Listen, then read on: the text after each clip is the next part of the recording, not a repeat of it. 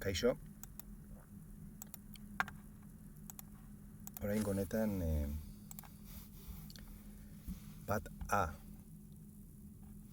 atasa burutuko dut, teknologia digitalen bilduma berrikusi.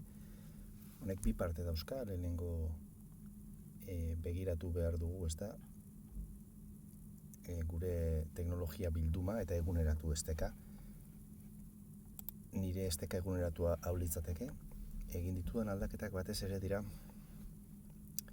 ikusita nola badauzkagun SaaS bezala erabiltzen ditugun teknologia batzuk zeinen kontrola gure eskuetatik kanpo dago, datuak non gordetzen diren askotan ez dakigu. Batez ere gehitu ditut LibreOfficeko erramintak izan daitezke Office normala ere lokalean instalatzen direna, baina gaur egunean ja Microsoftek dena odeira bultzatzen du Office 365ekin, eta hori adierazi digute ikastetxe mailan ere. Orduan nik independentzia mantentzeko edo lokalki behintzat instalatu ahal izateko LibreOfficeko erraminta dauzkat. Eta batez ere gehitu ditut bai eduki digital sortzerako, baina batez ere hori, ez da feedbackak ematerakoan edo komunikazioa tresnatan informazio kritikoa edo pertsonala eta bar dagoenetan, eta hobe da jakitea non gordetzen den eta kontrola izatea nolabait datu horiena, ezta? Eta gehitu ditut LibreOfficen erraminta horiek, eta gero bigarren gauza bat gehitu dudana da aurrera egina ahala ikasturtean eta baita jarduera hauek burutzean erabili ditut LLM-ak, orain arteko gehien erabiltzen nuena ChatGPT zan, eta orain erabili dut Cloud edo Gemini bezalakoak, ezta? Momentu batzutan erabili izan ditut gauza ezberdinetarako, eta beraiek ere gehitu ditut zerrenda honetara. Eta gero zerrenda ja guztiz beteta neukala, bota diot begirada bat nola sailkatu eta zeintzuk geratuko lirateken berdean eta zeintzukin izan behar dugun kontu gehiago, ezta? Eta sailkapentxo bat egin dut, eta nik hor berdean dauzkagunak edo kasu honetan dira alde batetik instalazio lokala daukatenak, aipatu berri dudan LibreOffice eta baita asko erabili izan dudan GIMP hori. Hauek lokalki instalatzen ditugun erramintak dira, eta beraiekin sortzen duguna geure kontrolpean mantentzen da, ezta? Eta beste alde batetik badago odei pribatuan daukagun Moodle hau. Pribatua esaten dut, ze ez dago gure ikastetxean, baina badakit dagoela hezkuntzaren kontrolpean, eta hezkuntza kudeatzen digu. Beraz, bertan dauden datuak ere nolabait gure kontrolpean daude.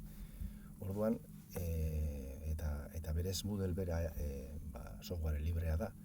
Orduan, badaukagu, ez da, guztionen kontrola eta sailkapen berdean sartuko litzateke. Gero, sailkapen horian azpi mota nagusi ikusten ditut. Nik alde batetik badauzkagu bai Google Suite eta bai Microsoft Office Suite biak erabiltzen ditugu, baina biak erabiltzen ditugu, edo behintzat gure kasuan, edo nire kasuan da, bai hezkuntzak eskaintzen digulako eta bultzatzen gaituelako, bere erabilerara alde batetik, eta ikastetxeak beste alde batetik, ezta? Baditugu bietan kontuak, bai irakasle.eusekoa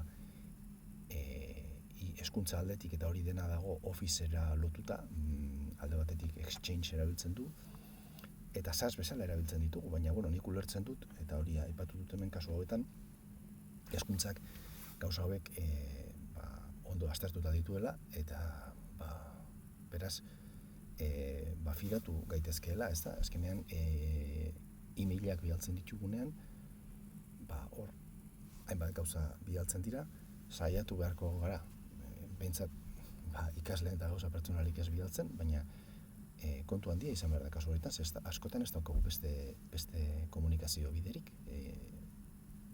hori espaldin bada. Eta jakina da, orain jakina daukat guzti hori gure premisetatik, gure kontroletik kanpo aurkitzen dela. Eta Officeen erraminta guztiak gainontzekoak erabiltzen ditugunak dira, OneDrive gauzak gordetzeko, eta gero Office Suite guztia, ezta? Excel, Word eta PowerPoint diratekeenak. Eta berdina, kasu berdina da, Googleekin badaukagu Gmail, zentruak eskaintzen digun kontu bat, eta Googleena da, eta horra dauzkagu, eta Drivean gordetzen ditugu datuak, eta suite guztia ere erabiltzen dugu, batez ere irakasleen artean dokumentuak partekatzeko, elkarlanean aritzeko, eta askotan ikasleekin ere partekatzen ditugu materialak eta dokumentuak. Orduan, tentuz jokatu behar da, bertan dauden datuekin, baina beste alde batetik ulertzen dut, maila horian sailkatzen direla eta erabili dezakegula, beti ere kontutan izan da, erabiltzen ditugun, bertan sartzen ditugun datuak, ez direla, ez dauzkagula horrenkaneko kontrolik. Eta, garrantzitsua dena, ez dakigun non gordetzen diren, eta herrialde desberdinetan gorde daitezke, eta herrialde horien legea ez dugu ezagutzen. Eta gero badago beste multzo bat, hauen erabilera bai daukadala kontrolatuago, izan daitezke oso herramienta arriskutsuak ere, SAS bezala erabiltzen dira, eta dira LLM-ak, chat generatiboak, chat botak edo ez. Eta nik hauek bai erabiltzen ditut, argi eta garbi laguntza bezala, bai materiala sortzeko, zein ebaluazio sistemetan ideiak emateko, ez da? Horritzuri batetik abiatu ezean, beraiei galdetzen diet, ideiak emateko, beti ezer pertsonalik sartu gabe, eta hori, behin zerbait ematen digutenean, hor bai, nik erabakitzen dut, zer sartuko dudan, zer ez dudan sartuko, eta zein aldaketak egingo dizkiodan, berak proposatutakoari, ez da? Eta hori da gutxi gora bera nik egin dudan sailkapena, eta dauzkadan tresna guztiak.